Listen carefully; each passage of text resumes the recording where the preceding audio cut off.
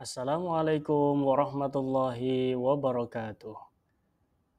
Anak-anak sekalian, pada pertemuan kali ini kita akan membahas materi tentang buku fikih yang mana babnya adalah pernikahan dalam Islam. Mari sebelum kita bahas, kita berdoa terlebih dahulu dengan membaca basmalah bersama-sama. Bismillahirrahmanirrahim.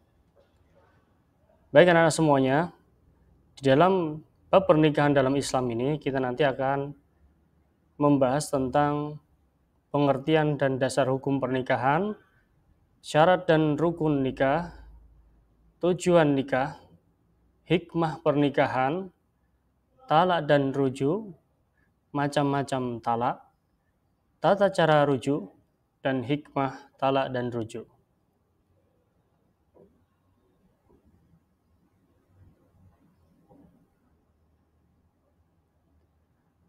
Pengertian dan dasar hukum pernikahan.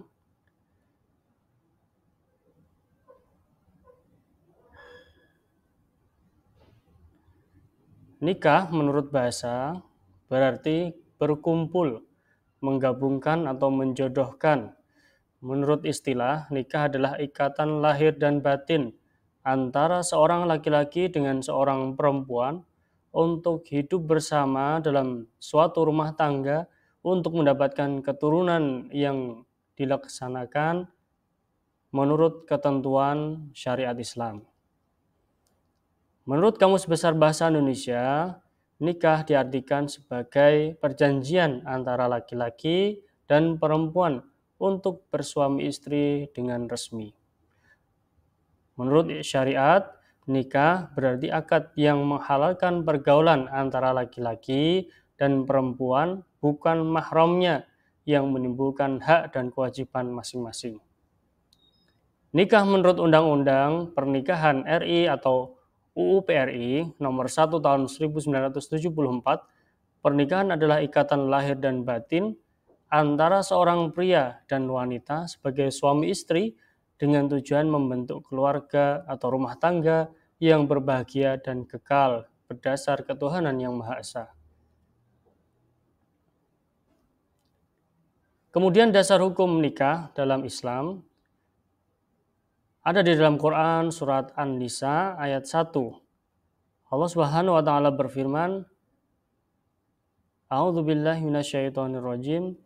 Ya ayyuhan nasu taqu rabbakumul ladzi khalaqakum min nafsin wahidah wa khalaqa minha zawjaha وبث منهما رجالا كثيرا ونساء واتقوا الله الذي تساءلون به والأرحام إن الله كان عليكم رقيبا. Yang artinya, hai sekalian manusia, bertakwalah kepada Tuhanmu yang telah menciptakan kamu dari seorang diri, dan daripadanya Allah menciptakan istrinya, dan daripada keduanya Allah memperkembangbiakkan laki-laki dan perempuan yang banyak. Dan bertakwalah kepada Allah yang dengan mempergunakan namanya kamu saling meminta satu sama lain, dan peliharalah hubungan silaturahim. Sesungguhnya Allah selalu menjaga dan mengawasi kamu. Kemudian sabda Nabi diriwayatkan dari Aisyah radhiyallahu an, Rasulullah SAW menjelaskan tentang nikah. Beliau bersabda, "An-nikahu min sunnati, faman lam ya'mal bi sunnati falaysa minni. Wa tazawwaju fa inni mukatsirun bikumul umama wa man kana dza tulin falyankih." Yang artinya, nikah termasuk sunnahku. Barang siapa tidak mengamalkan sunnahku, ia tidak termasuk golonganku. Menikahlah kalian, karena aku bangga dengan banyaknya umatku. Barang siapa memiliki kemampuan untuk menikah, maka menikahlah. Hadis riwayat Ibnu Majah. Kemudian hukum nikah ada 5, yaitu yang pertama hukum nikah wajib, sunnah, hukum nikah mubah, haram, dan hukum nikah makruh. Hukum nikah wajib bagi orang yang telah mampu secara fisik, mental, ekonomi, maupun akhlak untuk melakukan pernikahan, mempunyai keinginan untuk menikah, dan jika tidak menikah dikhawatirkan akan jatuh pada perbuatan maksiat seperti zina, maka wajib baginya untuk menikah. Kemudian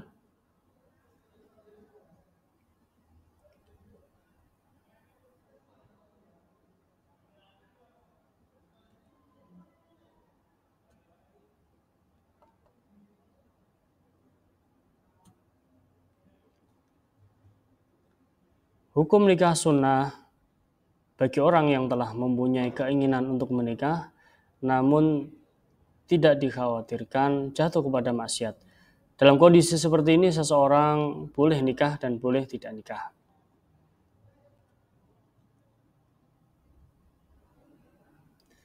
Hukum nikah mubah bagi orang yang mampu, aman dari fitnah, tetapi tidak memiliki syahwat seperti orang impoten dan sudah berlanjut usia.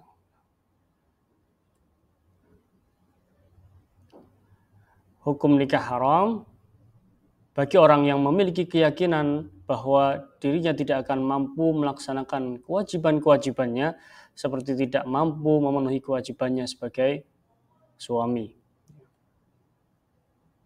Kemudian hukum nikah makruh bagi orang yang mampu menikah tetapi khawatir akan menyakiti wanita yang akan dinikahinya atau menzalimi hak-hak istri dan buruknya pergaulan yang dia miliki dalam memenuhi hak-hak manusia atau tidak minat terhadap wanita dan tidak mengharapkan keturunan. Beberapa tadi adalah tentang hukum nikah. Sekarang kita lanjutkan syarat dan rukun nikah. Syarat dan rukun nikah ada 5, yaitu calon suami, calon istri, wali, saksi dengan 2 orang saksi, dan ijab qabul. Calon suami diriwayatkan dari Abu Hurairah radhiyallahu an bahwa Rasulullah SAW bersabda, "Idza khadaba ilaikum man tardawna dinahu wa khuluquhu fazawwijuhu illa taf'alu takum fitnatun fil ardi wa fasadun aridun." Apabila seseorang yang kalian ridhoi agama dan akhlaknya datang kepada kalian untuk melamar wanita kalian, maka hendaknya kalian menikahkan orang tersebut dengan wanita kalian. Bila kalian tidak melakukannya, niscaya akan terjadi fitnah di bumi dan kerusakan yang besar. Hadis riwayat Tirmidzi. Kemudian penjelasannya adalah dalam memilih calon suami hendaknya perhatikan syarat-syarat berikut ini. Bukan mahram si wanita, syaratnya calon suami bukan termasuk yang haram dinikahi karena adanya hubungan nasab, hubungan darah atau sepersusuan. Orang yang dikehendaki yaitu orang yang memiliki keridhaan dari masing-masing pihak, sebagaimana disebutkan dalam hadis yang berbunyi, dan tidak boleh seorang gadis dinikahkan sehingga ia diminta izinnya. Hadis riwayat oleh Bukhari dan Muslim. Kemudian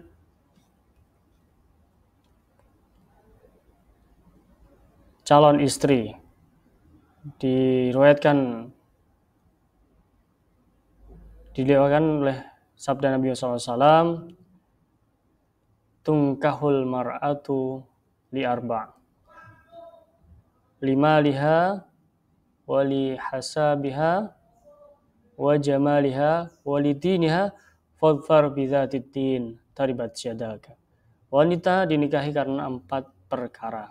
Karena hartanya, keturunannya, kecantikannya, dan agamanya. Maka pilihlah wanita yang taat beragama, niscaya engkau akan beruntung. Ya, diriwayatkan oleh mayoritas perawi hadis yang muttafaqun alaih. Kemudian penjelasannya adalah calon istri yang boleh dinikah tentu saja ya bukan mahram dari calon suami, kemudian terbebas dari halangan nikah, misalnya masih dalam masa iddah atau masih berstatus istri orang. Kemudian yang ketiga adalah wali. Wali adalah orang yang memiliki kekuasaan untuk secara langsung menikahkan seorang wanita. Wali itu ada dua ya, wali nasab yaitu mempunyai pertalian darah, dan ada wali hakim, pejabat yang mendapat kuasa dari wali nasab. Kemudian ketentuannya wali nasab itu bisa ayah, kakek dari pihak bapak, saudara laki-laki kandung, saudara laki-laki sebapak, anak laki-laki saudara laki-laki kandung, anak laki-laki saudara laki-laki sebapak, paman atau saudara bapak sekandung, paman saudara bapak sebapak, dan anak laki-laki dari paman kandung. Kemudian yang wali hakim, orang yang dikehendaki bukan yang dibenci, laki-laki bukan perempuan atau banci, mahram si wanita, balik, ya, bukan anak-anak, berakal sehat, tidak gila, adil, tidak fasik, tidak terhalang oleh wali lain, tidak buta, tidak berbeda agama, merdeka, dan juga bukan budak. Ya. Kita lanjutkan. Kemudian saksi, ya, dua orang saksi, syarat-syaratnya yaitu beragama Islam, berakal, balik, tentunya adil.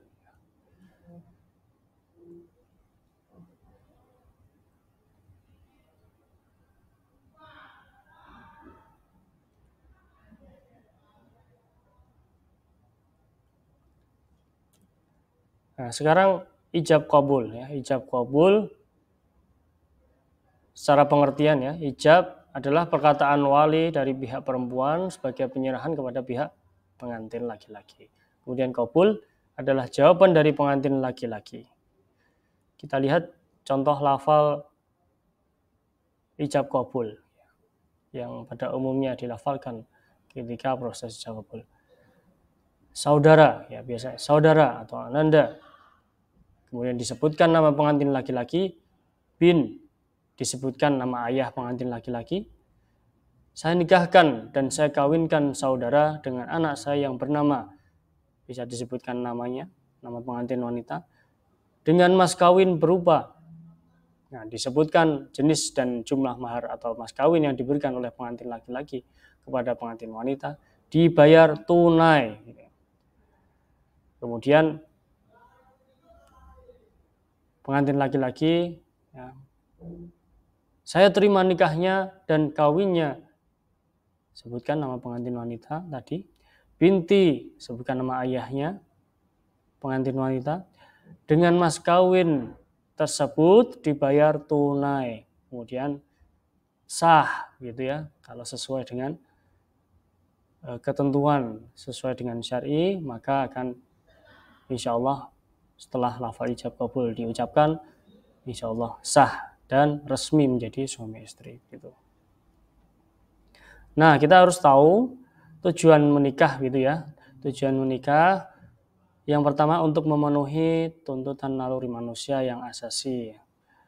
Ya, kebutuhan-kebutuhan seperti kebutuhan biologis dan sebagainya. Untuk mendapatkan ketenangan hidup pasti ya, untuk membentengi akhlak. Tentu saja kalau kita sudah berkeluarga, pasti kita akan ada benteng akhlak yang harus kita jaga. Untuk meningkatkan ibadah kepada Allah Subhanahu wa taala, pasti ya kita akan terjaga keistiqomahannya untuk beribadah kepada Allah Subhanahu wa taala. Untuk mendapat keturunan yang saleh, ya, pasti ketika kita sudah berkeluarga, pasti yang diinginkan atau yang dinanti adalah keturunan yang saleh. Untuk menegakkan rumah tangga yang islami, tentu setelah kita sudah berkeluarga, kemudian mendapatkan keturunan yang saleh, kemudian menjadikan keluarga itu menjadi keluarga sakinah, mawaddah, warahmah, kemudian mengantarkan keluarganya ke keluarga yang islami, keluarga yang selalu taat beriman kepada Allah Subhanahu wa taala, membimbing di dunia sampai di akhirat. Kemudian apa hikmah pernikahan? Ya.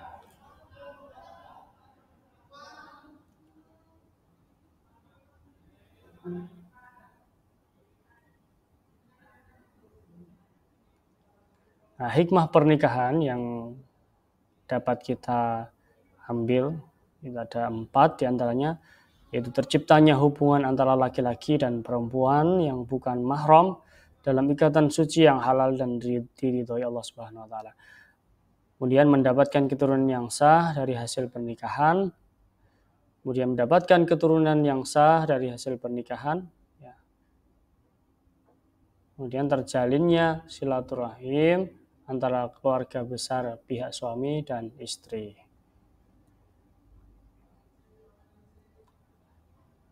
Nah, kita harus mengenal apa itu talak ya. Kemudian kita harus mengenal apa itu talak. Setelah sah menjadi suami istri, kita harus paham betul apa itu talak, apa itu rujuk gitu ya. Dan ini kita akan pelajari bahwasanya talak adalah melepaskan ikatan pernikahan dan mengakhiri hubungan sebagai suami istri. Talak merupakan perbuatan yang secara hukum halal, namun sangat tidak disukai ya, atau dibenci oleh Allah Subhanahu wa taala.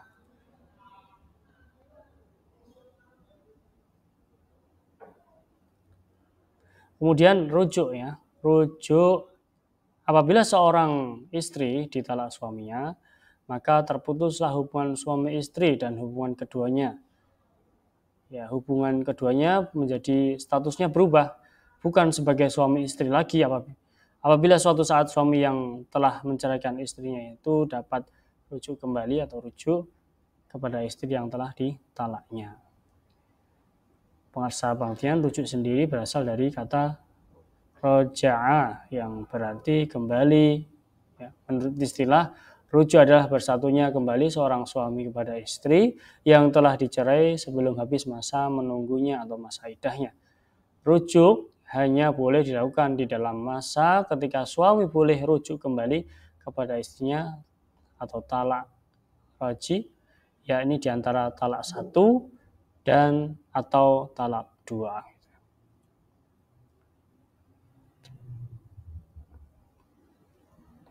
Nah, pengertian dari iddah ya, atau masa iddah dalam bahasa Arab artinya waktu menunggu.